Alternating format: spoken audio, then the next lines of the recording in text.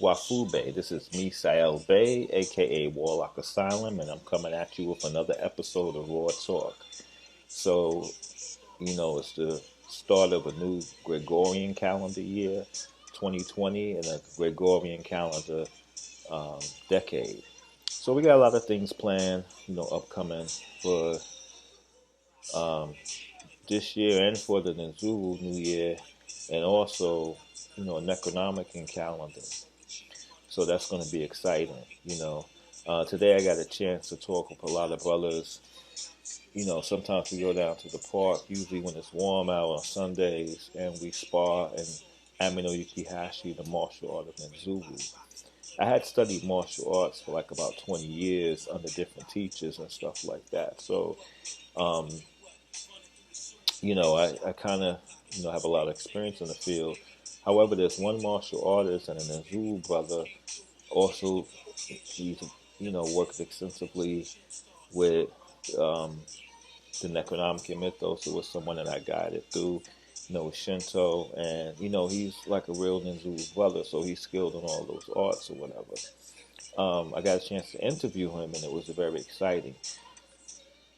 So, this is like an intro to that interview. And then I'm going to come back and I'm going to talk about a couple of other things, with the art of Ninzuwu and just a lot of things. A lot of things I'm going to talk about over the next couple of weeks on these videos or whatever. So, without further delay, I want to, get us into the cipher with the brother. Black Ceasar is a true warrior. Dwight Bonair, and just hear some of his wisdom. He's one of the guys that sparks my train of thought. You know what I'm saying? If I have some like questions or whatever, and he's been through a lot of different things, so he has a seasoned perception about spirituality. It's very practical and very insightful. I had asked him a couple of questions about, the Ninzuwu perspective on slavery, oppression, because a lot of times, we hear about these New Agers or different people who are like in the light or whatever, and you don't never really see them reaching out to people who, have a hard time with life. You know what I'm saying? Or who may have been oppressed. A lot of times it's just like, hey, well, I got my relationship with whatever pantheon or energy or system of spiritual cultivation. I got mine, so I ain't gonna be bothered with you. And these people walk around talking about that they in the light or whatever. I don't get it. So without further ado, let's talk to Black Ceasar and see what he's going to be talking about. And I'll come back and I'll talk with you a little bit more about a couple of other things. All right. Right. And what was you saying before about a person has to be a slave in order to believe in race? Well, and what the slave master is to the slave, that sort of thing. Well, a person has to be a slave to be a race because you disconnect from your culture. Uh-huh. So before you were a color, you were connected to your ancestors. If you turn around and call yourself anything other than your ancestors called them, you are disconnected. That is the first action they do to a slave. They disconnect you from your culture. Right. So for all mankind to turn around and call themselves something different than their ancestors called them, that is the first action of slavery. So you psychologically be put into a delusion. You have to believe you're a slave. Slavery itself is actually an act of war. It's a prisoner of war. When one culture conquered another culture, fundamentally, you hear this in all things: kill all the men, enslave the women and children, because they will believe in the concept. So that's a base structure of why, if you entertain the concept of race, you're entertaining the concept that is not of your ancestors. You can't call your ancestors. Your ancestors can't identify with them because, for example, the Romans were not white; they were Roman. Right. Concept of race came up in the 1600s. What about the BCs? You can't contact that. Right. So that basically creates a rift. That rift creates a delusion, which is what imprisons one's mind. Now, what is a slave master to a slave? a slave master to a slave, first of all, a man is his title. So if you're in your title has slave, trust me. And then you gotta understand the word master means teacher. So a slave to a slave master, a slave master to a slave is nothing but a teacher of slavery, with his main goal to be nothing but a slave master. The highest a slave will ever look is to a slave master. But then if you break down the structure where it truly came from, not before the revolution of American free men, the tier, the social tier degree of a slave master is a farmer and a peasant. You couldn't be no more. If you came to the royal doors as a slave master with a whole bunch of slaves and you feel big, the doorman would look at you as a bum.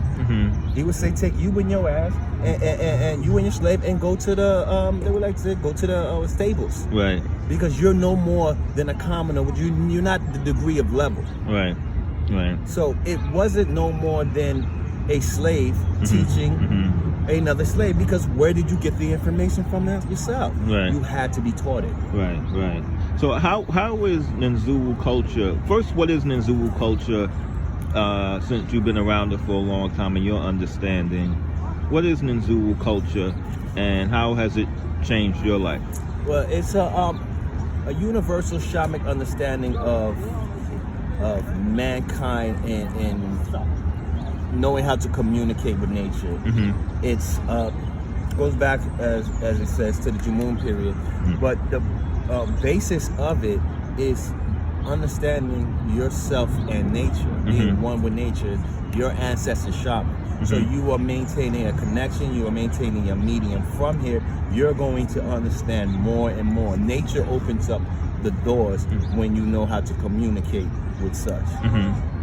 And from that, that's where you get the fundamental understanding. Okay. You know what I'm saying? You start to understand what every point means. It means me learning how to be closer to me, closer to my ancestors. So understanding the Ninzuwu, your ancestor is a Ninzuwu. Right, who was taught by a Ninzuwu. Your ancestor is a shaman, is a connection that sees for their ancestors. So your ancestor sees for their ancestors. Right. Now, and so on and so on. And so it's a passing. Now, a lot of people know you because you deal with a lot of knowledge concerning the martial science of Ame-no-Ukihashi. What is so special about Ame-no-Ukihashi? For me, what's amazing is that the style of Ame-no-Ukihashi connects with nature in a way that the technique of learning starts to advancing. The basis of understanding how these symbols work with your body movements and how they connect, it teaches you. So I acquired the book. In acquiring a book, in doing the meditations, in trying to see how one piece went to the next, it kept on teaching. So by saying floating bridge of heaven, you know what I'm saying? The floating bridge of heaven is a constant growth. So with knowing something like such, you constantly start growing. And like in the fundamentals, it says it's about strengthening the will. It has a basic structure where once you start to get it, it expands within itself, expands within you freely. Like it teaches you by you just respecting it. Now, in what way is Ame-no-Ukihashi different than other martial sciences? Well, or what? I can understand. I can break that down. How it's broken down. How it's broken down. When you learn other structures, you're learning a technique that was passed, you know, in movements. With Ame-no-Ukihashi, you're learning a still form of pure fundamental movements, and then working and putting it together. So the difference between Ame-no-Ukihashi and other martial arts is how, to me, it goes so deep in the basics, because I studied Aikido because of it. I studied Wing Chun because of it. I studied Bagua and other things, and by doing that, I would see movements in other martial arts that I would incorporate, would let me say, oh, this how this moves. So to me, it has the ability to be seen as what it says, something much deeper and older that is connected to other martial arts. And what did you get spiritually from Ame-no-Ukihashi? Oh wow,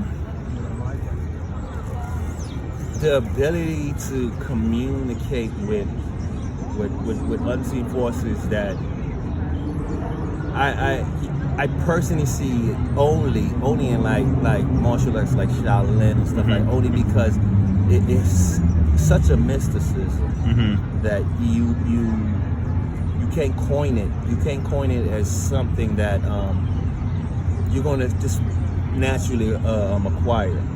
By acquiring it naturally is by constantly going through it. So you go through it naturally. You're just not going to just say one day, look at it once and do it. Like the still form itself. So you stand in one position and you would let the symbols go through your chakras and then do the next.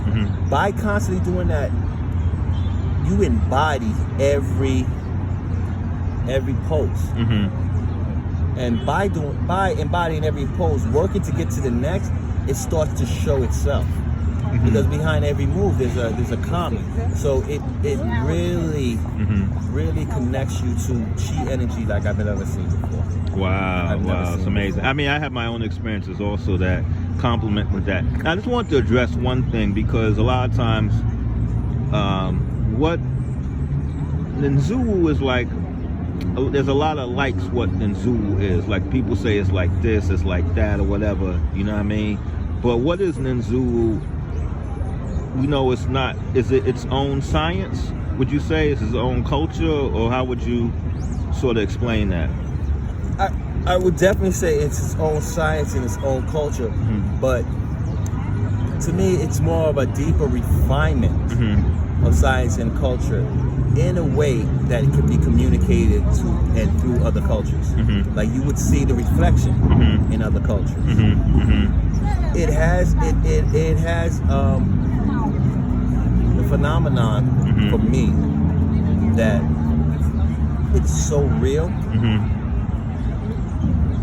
and authentic to what it's saying that you have to respect it to see it.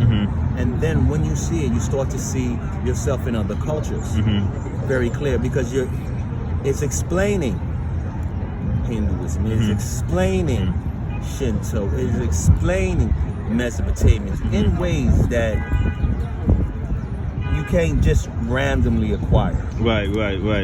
And then how it links it all together, that to me is what makes it interesting. Right. The authenticness of showing that there is a one universal culture. So what is your goals and concerns with your work in Ninzuwu for 2020 and in our calendar year of 18,008? Well,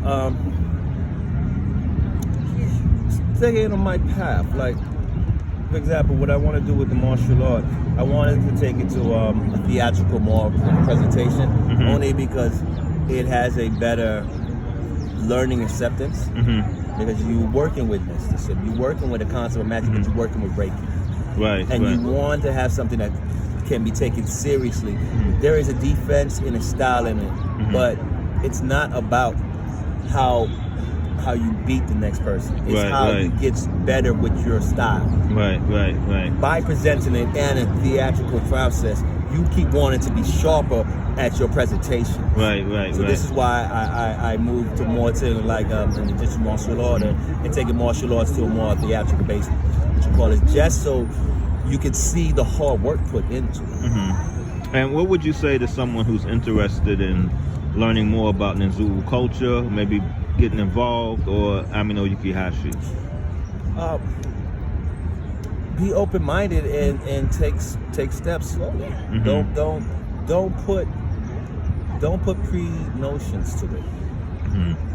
I always tell them, this is nothing you believe. This is something you practice. And then see the results. You know what I'm saying? Yeah. And that's why I would say the greatest thing that you learn in Ninzuwu is that when you're working with your chakras and you're working with understanding symbols, you have to be honest with yourself. So I'm working with taking a thought process, a vision, imagination from one point to the next. I have to be truthful to myself and say, I see it there. So it strengthens one's truth. Gotcha. It strengthens one's will to see what exactly one wants to see. You know what I'm saying? And it creates patience. Now, what place does Ninzuwu itself? Now, we talk, because I know you're speaking a lot from a perspective of inner Ninzuwu that we definitely acknowledge. But what about external forces? That do they give a person a checkpoint? You know, as far as like the teachings are concerned, because that's some people may consider that important to be aware of. Yeah. Well, you're working with an alchemical process. So you're constantly working with something that is turning lead into gold. That is in degrees of tiers. So Gotcha. yeah, I may be able to take, in that concept, I may be able to take an ounce and make it, you know what I mean, into gold. But if I'm getting 5 pounds, 10 pounds, and that's where you see the tiers. Okay, gotcha. When you're mastering, I'm able to do with this much more force, or this much more concentration. Right. This is what you get from outside forces. Right. It's a growing universe. You work with the yin and yang, so the yin and yang has a constant cycle process. Yeah. So once you get to a certain point, you will know there's time to grow because the universe is growing. You would attract sometimes more complications, which is the opportunity if you stay focused on how the work goes. And your universe is growing also because of that. Yes, basically. Gotcha. All right, brother. Thanks a lot. We Thank you, enjoyed man. talking to you, Always and here. we're going to catch up with you later. Always. All right. Cheers. Peace.